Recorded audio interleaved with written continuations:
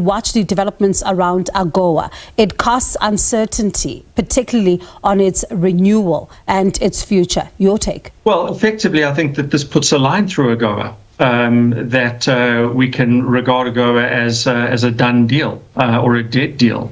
That's history. So which industries should be watching this very closely and are likely to be impacted here at home?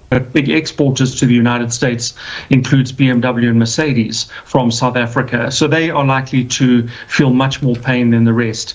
The steel sector, the US is an important destination market.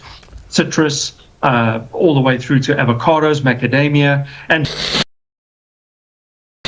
guys, so it actually appears that Donald Trump did not necessarily need to officially sign a bill kicking South Africa out of AGOA, but it actually seems that the tariffs now that actually have been sent across the world, sending shockwaves all over the world, seems to signify the fact that really AGOA is gone. AGOA, which stands for the African Growth and Opportunity Act, was actually a means by which South Africa's products actually entered or gained, entrance into U.S. markets, which is a really large market that South African companies depend on, tariff-free. But now that Donald Trump has actually slammed these, tariffs on South Africa, I think to the tune of 25% thereabout, or even more, this professor of economics, finance, and strategy at Gibs, Professor Adrian, actually argues that, there's really no need to even try to debate the fact that, AGOA is history. He says AGOA is really history. And, the companies and, actually products that would be affected in South Africa actually comes at a wrong timing, I think, especially with this whole 0.5 VAT increase. Although I've been hearing now that it seems that there's going to be some kind of pause on the VAT. It's not really clear how this whole 0.5 VAT increase is going to be implemented.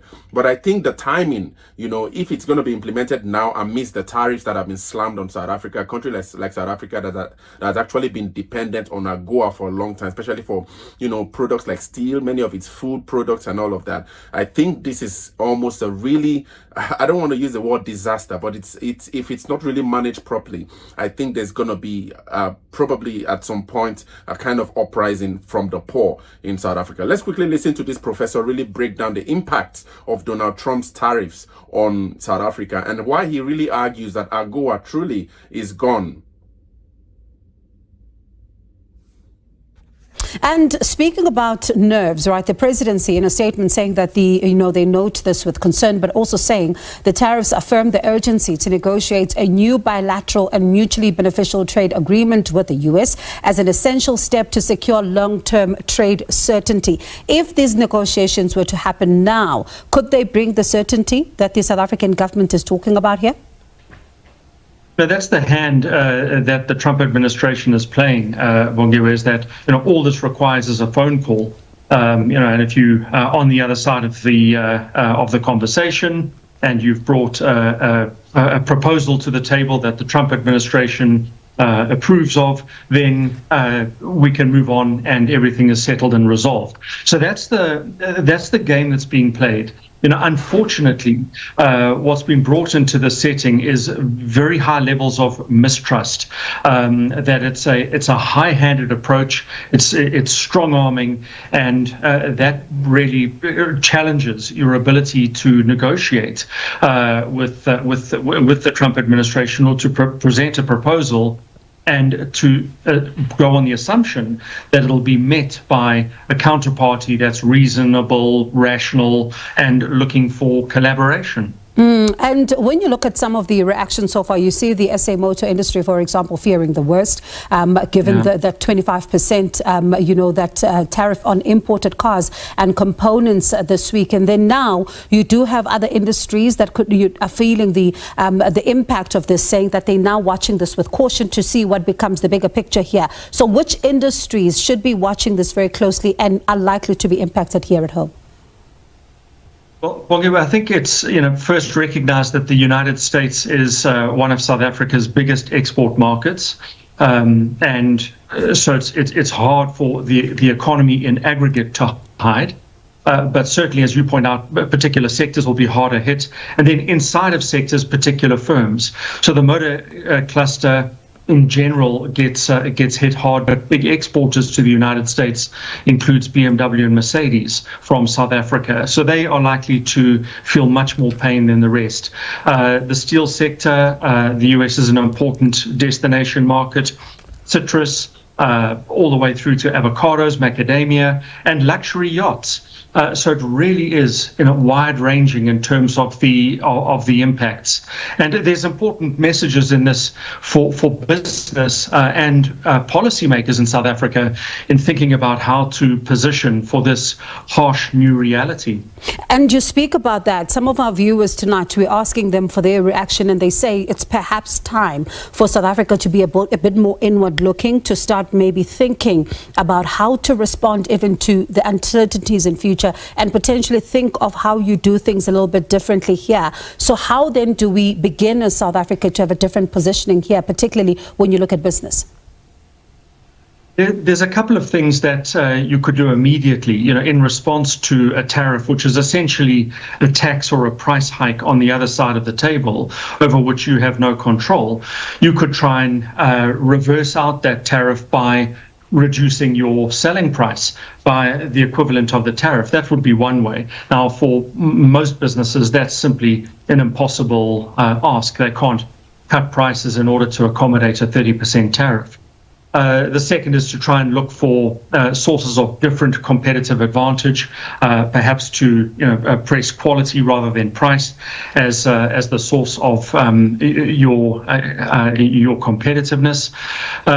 Ultimately, though, what I think it really impresses on South African businesses is they need to be able to demonstrate that they've got a portfolio of destination markets, and that they've got various levers that they can use to find positions in markets that are either new or entirely perhaps somewhat known, but not saturated.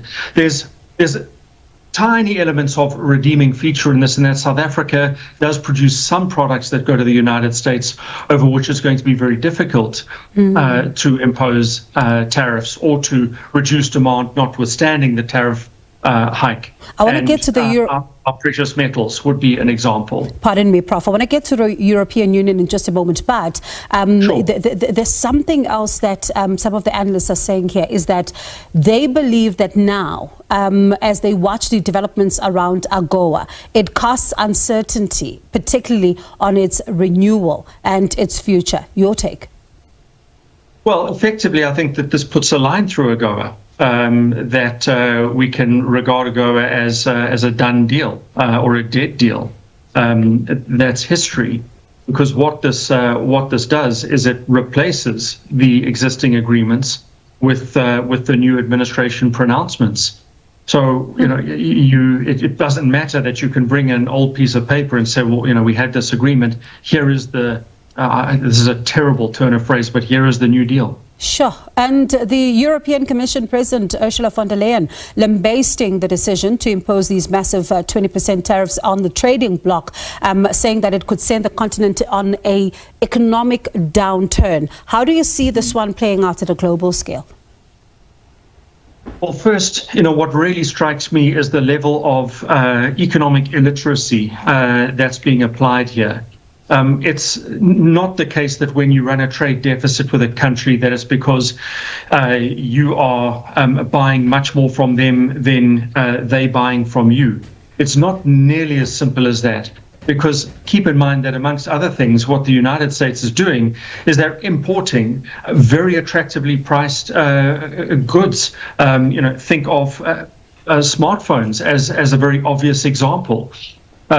So that plays into very big consumer benefits, notwithstanding the fact that the country runs a deficit, the consumer benefits.